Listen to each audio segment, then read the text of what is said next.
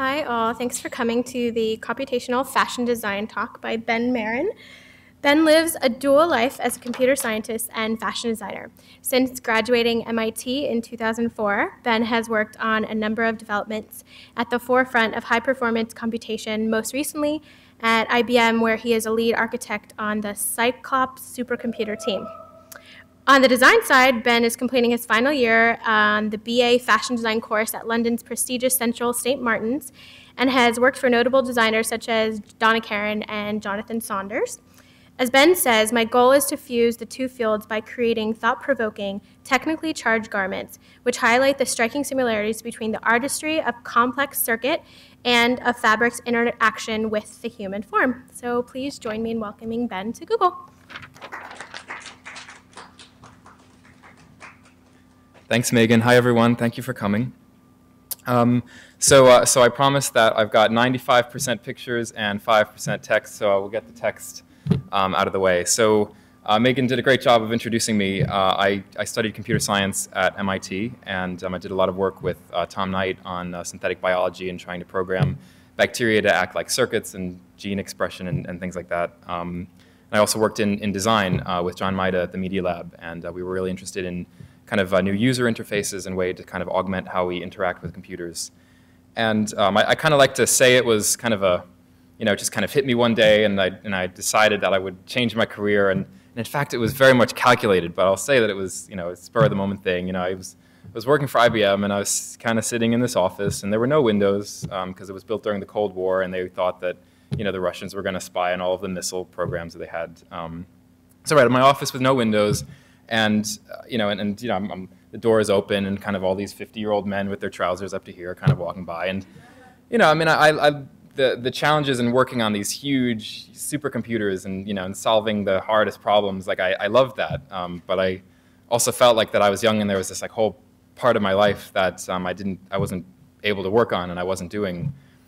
So I decided, okay, well, if I could do anything I wanted right now, be anywhere, what would it be? And somehow I decided that I should move to London and become a fashion designer, as you do, I guess.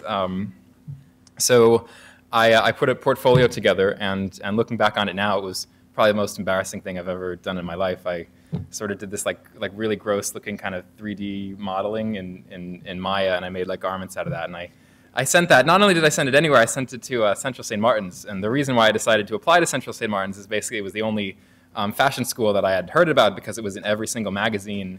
Alexander McQueen, John Galliano, Stella McCartney, all these people went to Central St. Martin's. So I figured, oh my gosh, I guess I have to apply there. So I sent this very embarrassing portfolio of this very strange work to Central St. Martin's, and I don't know really what they thought of it, but somehow they must have realized that I was really strange and different, and maybe it would be fun for kicks to have me around, so all the students could laugh at me. And so for those reasons, and perhaps others, they let me in. So I moved to London about 3 years ago, and I'm now surprisingly still there, and I'm in my final year. So I would like to, I guess, share with you guys today a little bit about the work that I've been doing. It's sort of the progress, how I started computer science, and sort of what my ideas were to kind of merge that with fashion, and all the way up to kind of the stuff I'm doing now for my degree collection. So I will start with the nerd stuff and give you all an overview of the other side of my life, my day job, where I'm a supercomputer engineer at IBM. It's a great job because I get to live in London and still work in this amazing project. So Cyclops is actually the original design for Blue Gene. In 1999, Monty Deneau and others conceived of this amazing superscalar architecture to solve problems related to gene expression, protein folding, ray tracing, really hard, compute-intensive tasks. So this chip, this original Blue Gene chip, has 160 threads, and basically, I can show you some pictures. This is the rack. It's got 96 nodes from 160 threads, 1 gigaflop each. That's about 15 teraflops per rack. And if we build a big enough rack, we will be the first machine to achieve the 1 petaflop performance, which is what Blue Gene originally claimed that they would do back in 1999. As you can tell, these things take a long time to make. This is the power bonnet. I believe it's like 30 kilowatts, and it can tell you the dew point and the temperature, and it can like call you to wake you up at night if it's gone wrong and stuff. these are the node boards. This is where the chip is going to go. It's I think the largest ASIC chip that IBM has ever developed. It's about 2.5 square millimeters. And this is me looking like a dork standing next to the machine. But you would probably look like a dork too if you were next to all this like machined aluminum and German piping and everything, because I kind of like that kind of stuff. Anyway, this is what the full machine, the size of the full machine. And if there's any relevance to Google, all I can say about it is that every single node has a disk drive attached.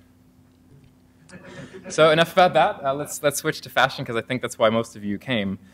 So I'm going to be speaking about 3 separate projects. And basically this was a learning process for me. So the first projects, I think I started to think about what aspect of kind of what I call computational fashion am I trying to explore.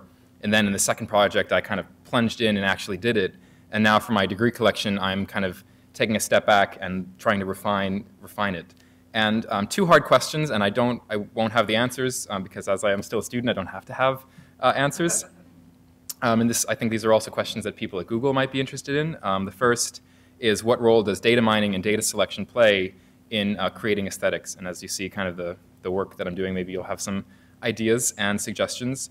And the final question, which is mostly for me, is how do these kind of abstract exercises and creations actually become fashion? Because a lot of what I'm showing today is abstract. They're illustrations. Some of them I've turned into garments, but many of them are just these abstract kind of lines in a page, which I think is how all sketches start. But there's this huge second step to actually make fashion out of that. So I'll start with the first project. This was called Subdivision and Structure, and I will just flip through a few photos of the final pieces, and then I'll talk about where they came from.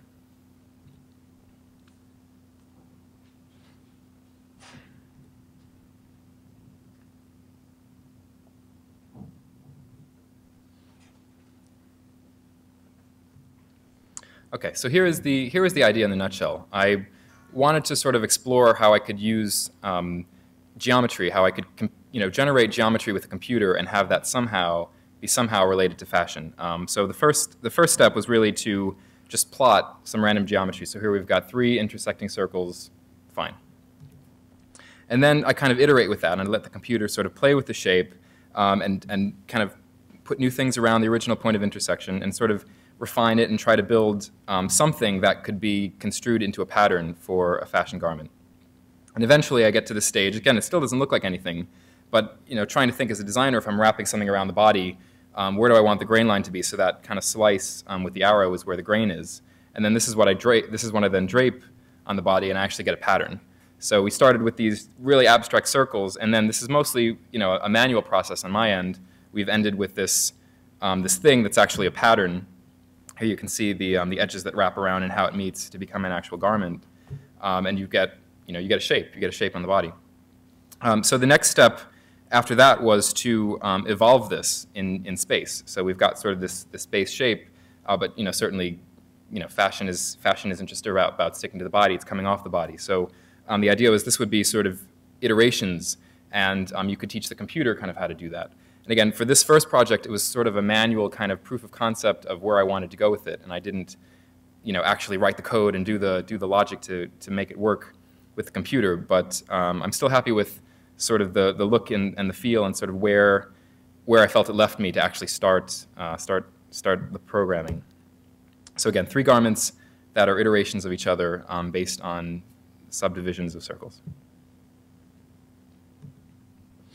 So this is the next project. It's called Migration for Bill Viola, and the inspiration was a video from the abstract video artist Bill Viola that he made in 1979. So I will show you the final piece, and then I'll explain where this came from. These photos were taken at the British Museum, by the way.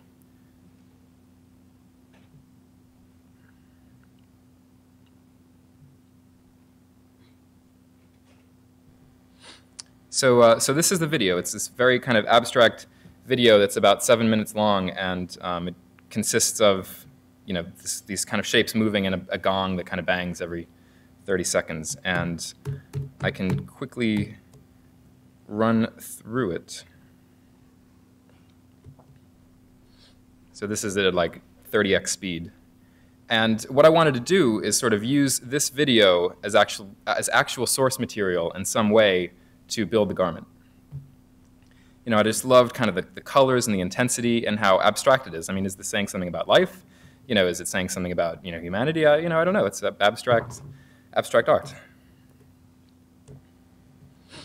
So the first thing I did is I took all of the pixels in the video and I decomposed them into a three-dimensional matrix of colors. So you've got X and Y are the 2 dimensions, and then time is the 3rd dimension.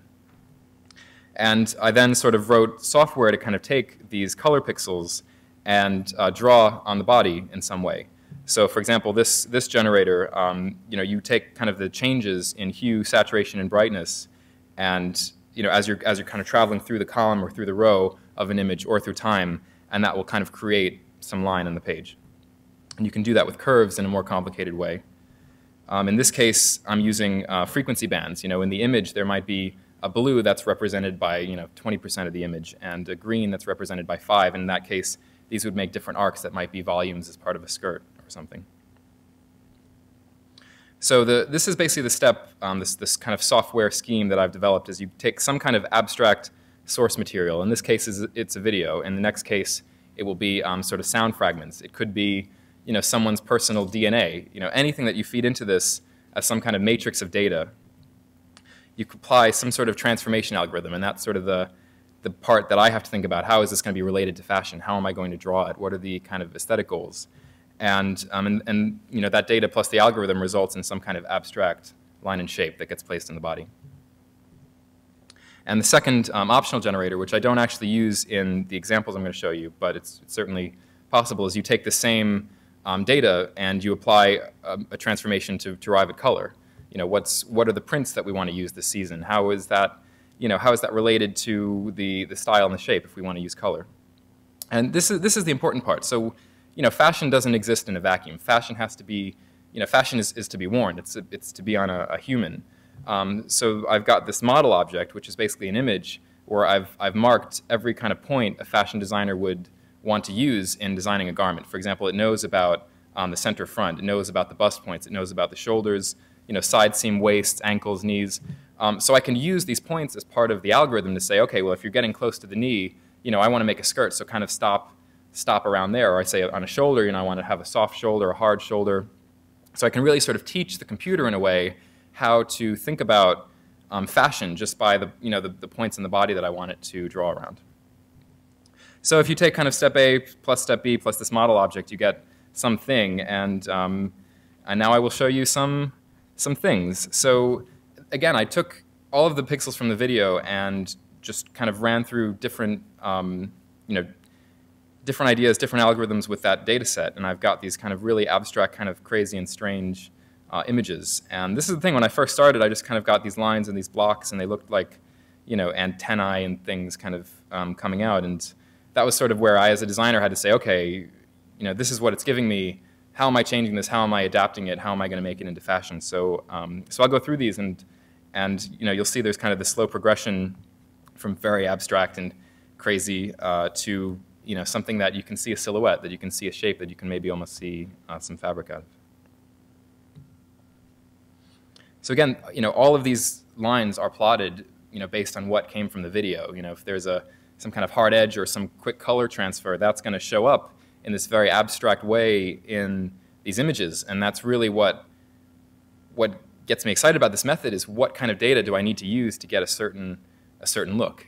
I can say, okay, I want you to draw symmetrically. I want you to, if the brightness dramatically changes, I want you to take a left turn. But that's, that I can only go so far with that. And the question is, what kind of really interesting patterns can I get that still become fashion, and where are they from? So again, this is all using that one video and drawing in different styles.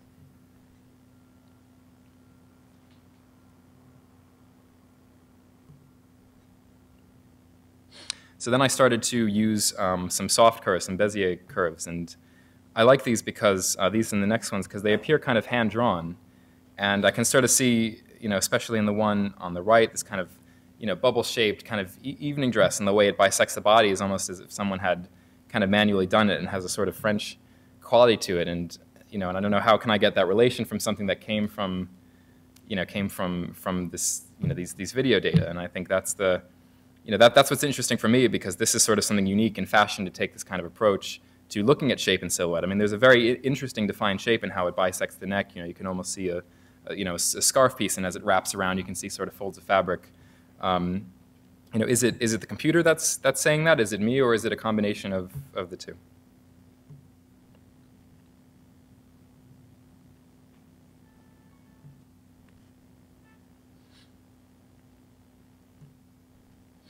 So whenever I sort of press the button on my program, I get a 5x4 page of illustrations. And as I go through it, there are so many frames in the video, so many pixels. I get a whole lot of these images, and some of them just don't look like anything.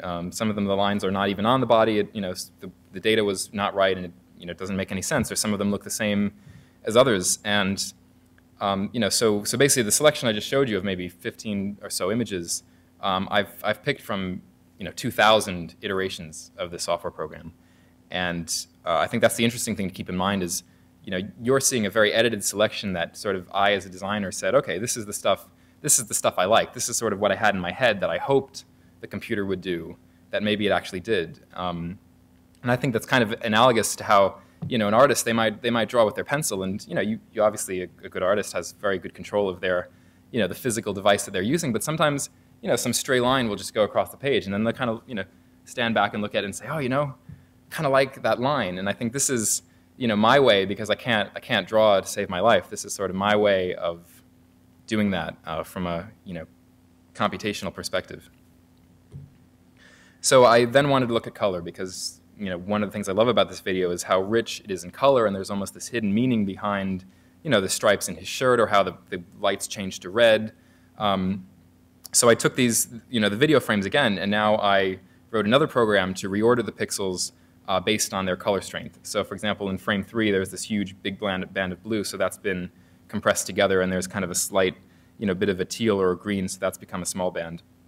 So if we look at this video again, I think it's here. Now in its sort of color band mode, it's kind of different.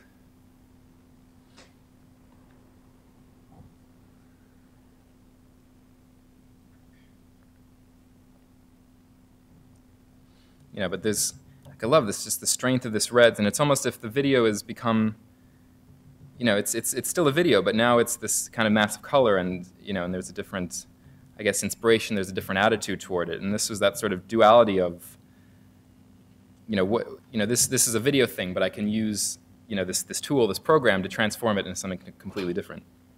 So I did that, and then I decided that this frame I was going to use to make into a print.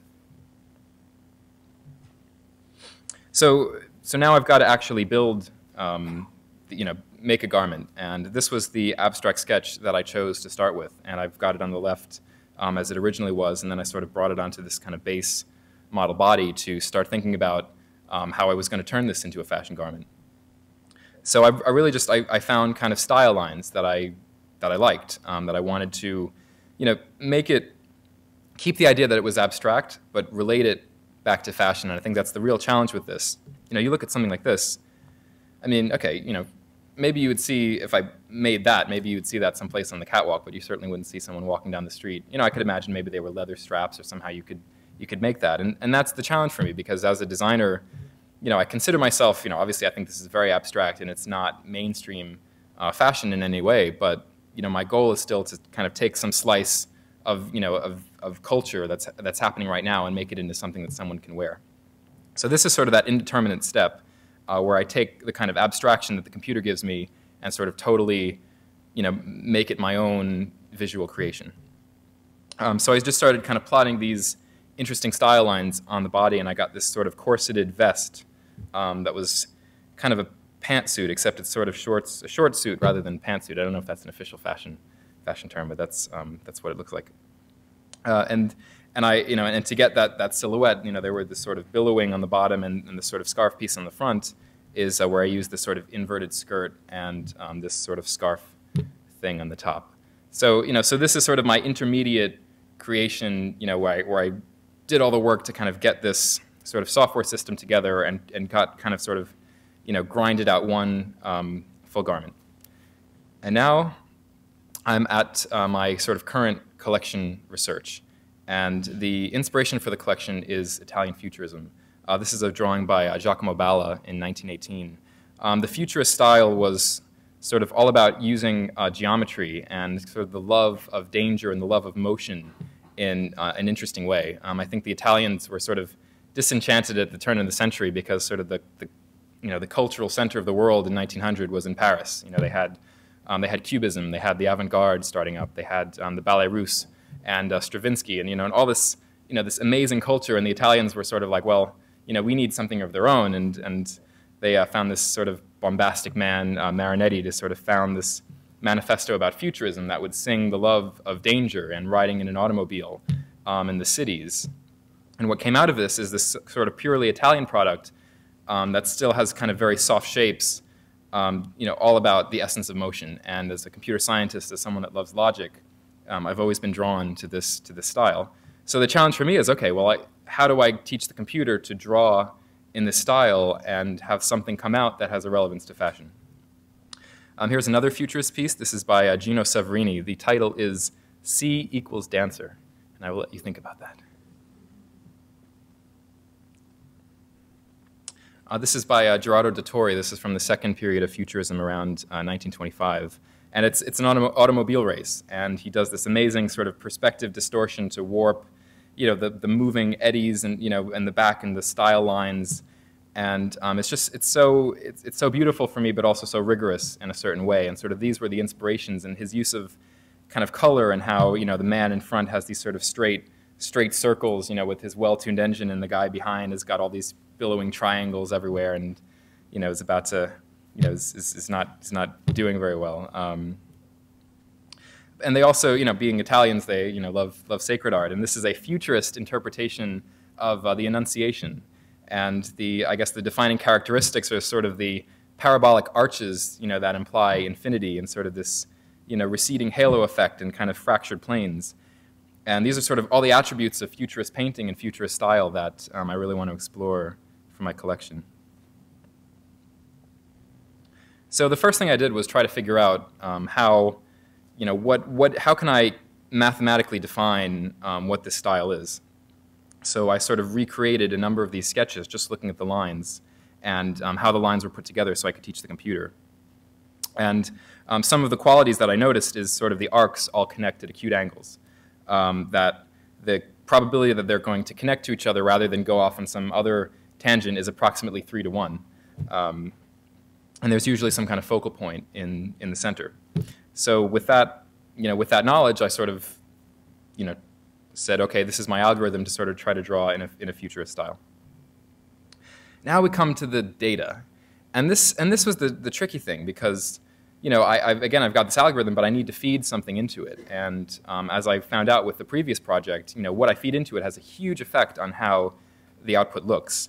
And I first tried to work with random data, which is just sets of numbers like this, and it didn't do anything. There was no structure to it. So then I said, okay, well, let me look at something even more abstract than fashion and painting. Let me look at music. So I wrote a program that would just take sort of the Fourier transform of a piece of music I gave it to give sort of a frequency band. And the first piece I fed into it was Bach's B minor Mass, the Sanctus. And I'll play a little bit of it. This works. This works.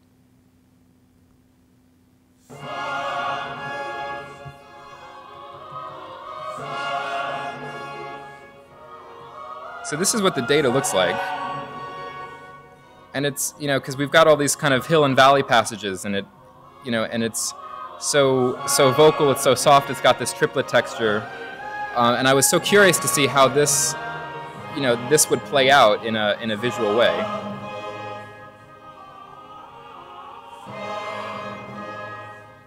So for good measure, I took another piece. The second piece was by Radiohead from their new album, In Rainbows. It's the track called Weird Fishes Arpeggi, so I will play you a sample of that.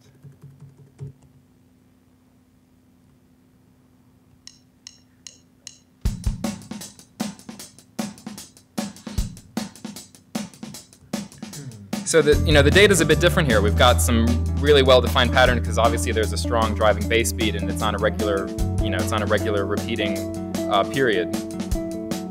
And to be honest, I really had no idea what to expect when I sort of threw these into the generator, what it was going to do. And it's got these sort of arpeggios that keep kind of looping through. Anyway, so on to the design. This was one of the first things I got from using the Radiohead data set. So again, you see it knew how to draw with curves, and it does it in this sort of soft way. And I'll just kind of flip through these and then maybe give some comments about where I want to go with them. Again, on the one on the right, I can sort of see a really nice kind of ball gown and these sort of drapey pieces that are very fluid.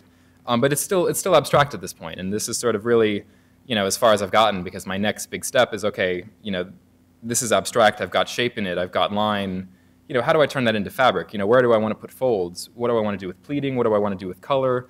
What kind of fabric is it going to be? Is it going to be, a heavy wool? Is it going to be some really soft silk? It's going to be transparent, opaque. So again, these are all with the Radiohead data set. And what I find interesting about it is it's a bit more angular and rigid than if you look at something that came from Bach, which is kind of very fluid and very soft. And the one on the right I sort of see as kind of like a mini kind of tube cocktail dress with this sort of ribbon thing at the top, who knows.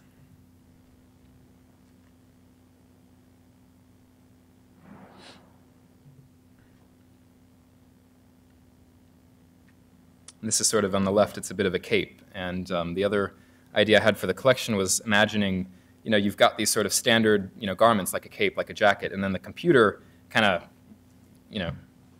goes crazy on it and it sort of just deconstructs it in some very strange way. And that's sort of kind of what I see here.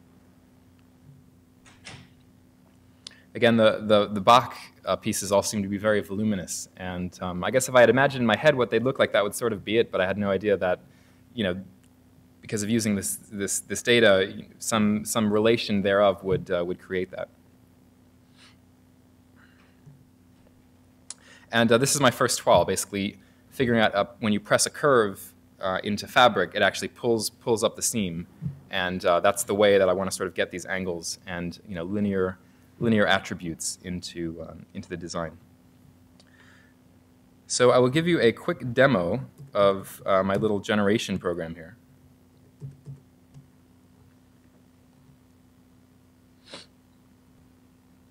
So I won't go through any of the code, but basically you pick which data set you want and how much you want to scale it, and then you sort of press the button.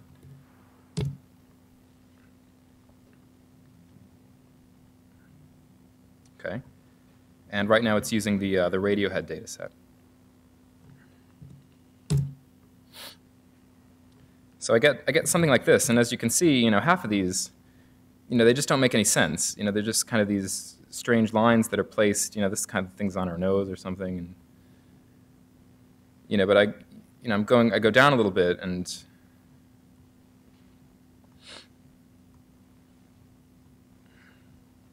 now I can kind of start to see a shape. I can see some angles. I can see a collar almost. And maybe it's just me. Maybe I'm the only one that sees it that way. But if I then can relate it to, fabric and fashion, then that's how I get my inspiration to do, to do garments. So if we try, if the only thing I change is switching it to that Bach one. Oop, it's gotten pounds. Sorry, I've been in London. Let's try that again. So also as a matter of measure, all of these things are individually serial numbered, and I keep the data. So if I ever want to go back to one, I've got this whole, years library of all these strange creations that I've made that I can look at. So already, I love, the shape of this. It reminds me of kind of this, big kind of Valentino thing. But it's really hard because, I can only look at so many of these in a day before I start to think, gosh, they all look the same. And there's a real danger when I do this of kind of getting blind to design because you do so much of it, and how do you decide kind of when you're done and when to stop. And that's sort of the aspect, I feel like my engineering knowledge kind of brought me to this stage of being able to make these shapes. And then I've had to kind of make that leap as a fashion designer and say, okay, this is really abstract, but I can see it as a garment, and I can kind of use my intuition as a designer to say which ones are good and which ones are bad. So that's it really. I'd love to entertain questions if any of you have some.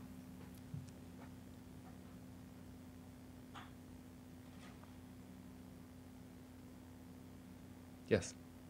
This isn't specifically related, but perhaps you can shed some light. I have a really hard time understanding the relation between sort of runway fashion and what I see in Macy's.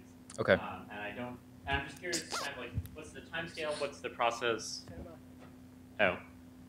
What does runway fashion have to do with the clothing I buy? And what's the process? Okay, that's a really good question. And again, as someone that came from an engineering background, going straight to London, I obviously didn't really, it sort of felt like I was kind of moving to Mars, really. And I would say at St. Martin's, I've probably met, people that were just as intelligent and just as talented as anyone I met at MIT, but they had a completely different, they worked in a completely different way. They had this strong aesthetic sense rather than this kind of strong academic ability. And then I learned about the fashion industry, and I realized it wasn't all like that. And I guess this sort of started, my first introduction to fashion is when I worked for Donna Karan in New York. And I remember walking into this office. It was like something like out of a book. They've got this door that's about 10 feet wide, and it's got the Donna Karan monogram and everything. And you walk into these like whitewashed walls and perfect sewing machines and mannequins, and everything's in order. And you look out into the studio, and it's right over Times Square. And you go downstairs, and they've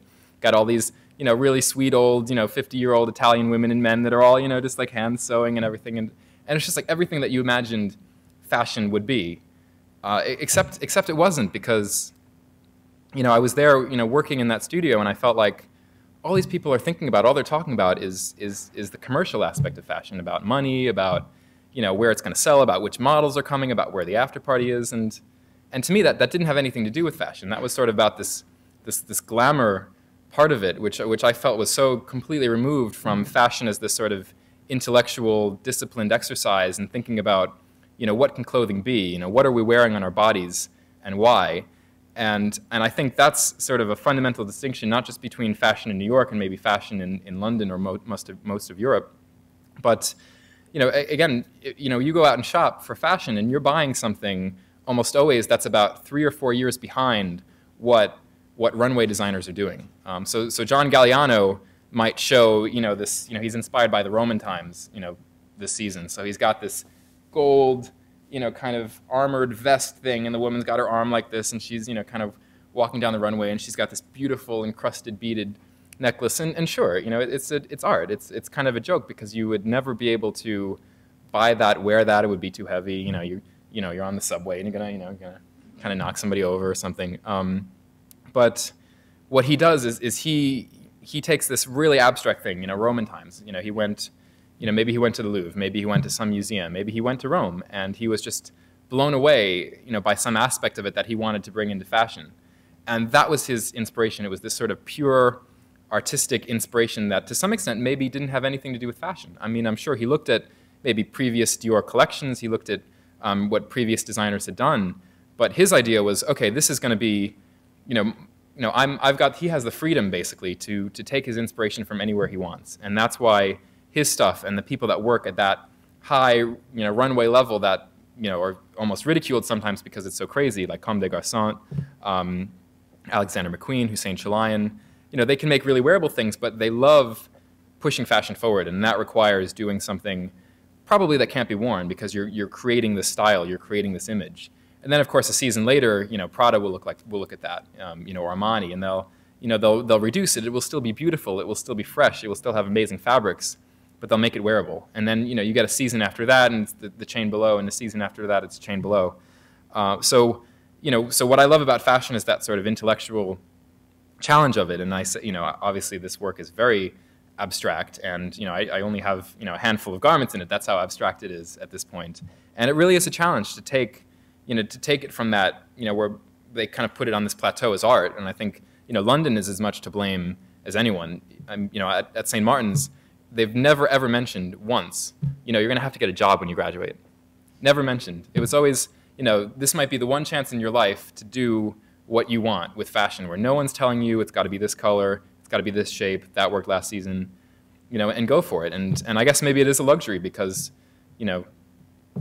two designers from St. Martin's or from London Fashion Week will get picked up every year, and that's if they're lucky. And the number of couture houses that hire designers nowadays is few and far between. But but it's an art form, and that's what I love about it. And and that's why I love to come back to New York, because New York understands how to make that real, how to make that something you can wear and something you can buy. I know that was a bit of a rant. Did I kind of answer the scheme? Yes.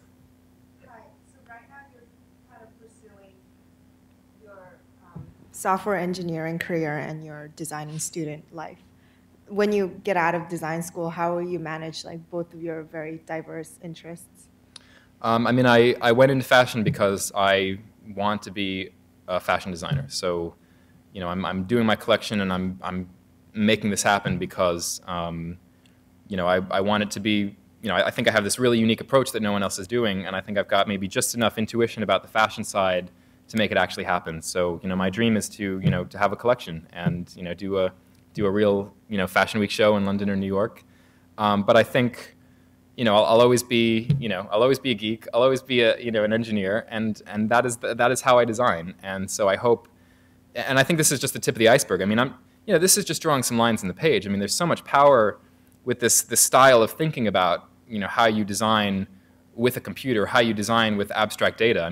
Google is Google understands data, and the power of data and data mining, probably more than anyone else. And I think there's so much possibility with that I couldn't even begin to explore. And that's sort of why I'm doing fashion, because I know I'll always have these, engineering roots and way to kind of, attack these problems from an engineering perspective. But I like to do it kind of under the guise of this aesthetic thing. And so I know that, they'll both be together somehow. Yes. So let me explain that a little bit. Right now, you are playing a central role, and you're using the software as sort of giving you ideas. Mm-hmm. Do you see down the road where software will play much more central role? That's a tricky question, and I definitely, my opinion on that changes day to day, because when I write this tool, this isn't great. This isn't top-level computer science. This is a little bit of code, and the fashion that I'm making right now, it's not top-level fashion. It's just kind of playing around a little bit. And, but I think for me, it's the fact that I'm doing both at once is what makes it unique. And, to use, I feel like maybe it will be possible for someone to write, an intelligent algorithm that can, dress us all in a unique way and, use some aspect of our body. It will look at our DNA code, which within 10 years will be available somewhere, in the unique part of our DNA, and it will create, create our clothing for us. But maybe it'll be right, maybe it'll be wrong. I think, art has always shown that it can sort of do it better. For example, my friends at St. Martin's, they don't really know anything about computer science, but if I asked them, okay, design a collection about computer science, they would get it, because they know, they can see it visually, and they can, because they're not associated, they can sort of see past the rigor and sort of official bits about it, and they can make this more inspired view. They'll look historically what was computer science, and I think that's sort of this artistic skill that I just don't know if we can teach a computer to have that, to have that eye, to have that intuition, because so much of it is a reflection on culture. I could teach a computer how to design with some angles and shapes, but I can't teach it, what's in the Museum of Modern Art right now. I can't teach it, what happened on the catwalk last season, what happened at this party when one person met another person and they decided to have a collaboration. And I think to have great art, you need to have those mergers. And, whether a computer can be taught to do that, probably not. But if we're talking about, getting computers involved in a, more practical way, definitely. Hey Ben, can I ask you a question? Yes. All right. So I'm curious, how do other people at the university sort of view your style and your approach towards this fashion, and how is it received?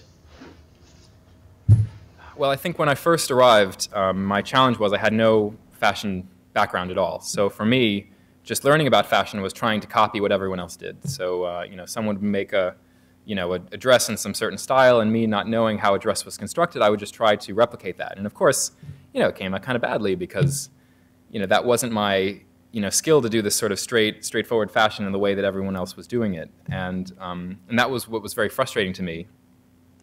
And it wasn't until I sort of said, okay, I'm going to face facts that I'm not just purely this fashion designer that can go off and and doodle and create these amazing things. I've got this sort of other side where I love to use the computer. I love to think about numbers and geometry and algorithms. And it wasn't until I started to actually do that when they sort of looked at it visually and said, okay, now we understand what you're doing. I didn't have to explain anything. I just had to show them the picture because they're visual people, and that's their greatest strength and their greatest asset. I just had to show them the picture, like, okay, now we understand what you're all about. Go off and do it. And that was a good moment for me because I felt like it was validating all of the the feeling of living on Mars for a year or so as I got into it. But there's still so many challenges that lie ahead. Again, it's still very abstract at this stage, and my challenge is this has to be real fashion. This has to be real clothing, and I want it to be fascinating. And that's that's sort of the leap now that I've got the computational part down, is to really get the fashion part down. Yes.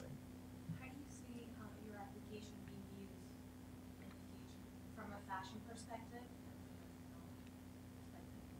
I mean, right now it's sort of the selfish thing that I made it, and if it's not that I protect it in any way, but it's sort of I didn't make it with the thought that anyone else would ever want to use it, because I think no one I know in fashion has any desire or inclination to attack this computer, and if they did, they would want to they'd probably use Illustrator. They wouldn't want to actually write low-level programs to design anything. And so I think fashion still has a really long way to go before they embrace this kind of technology. I mean, as it is, the way they sew is the same way they've been doing it for 30 years. The way they cut patterns is, you get a tracing wheel and you trace around them and you cut them and you add your seam allowance. And, sure, they could use a computer. They could, use a laser cutter. They could do it in 5 seconds. And certainly where there's money in the industry, that's what they do. But, you go to a couture house, in Paris, and it's, someone's hand stitching it just like they always have. And I think there's a lot of resistance to computers and this kind of approach, not because they don't think there's value in it. I think just because a lot of them don't understand it and they don't see how it relates to fashion. And I think if I could make one contribution, it's showing how computers, computational tools, data can be related to fashion. So that's the one side. I guess on the computer science side, I'm not really using any new tricks here. But I think, in looking at transformations of data, maybe, and I've only done that in a very vague kind of way. The industry can look at how, again, taking a video, the pixels can look one way or they can look a completely different way, and it's just how you order them, really, and how that sort of computer science aspect can be related to art. Haven't quite figured out how to relate it to business yet. That's maybe a different talk, but I think that's just where I'm at with it. So it's still very much a work in progress, and I'd like to have kind of all the answers about where it could be and what it's doing. But I think for me, it's just I need a substitute for drawing, and that's sort of what I've created, and now I'm kind of running with it. Anyone else? Okay, well, thank you very much for coming. Enjoy your holidays, and take care.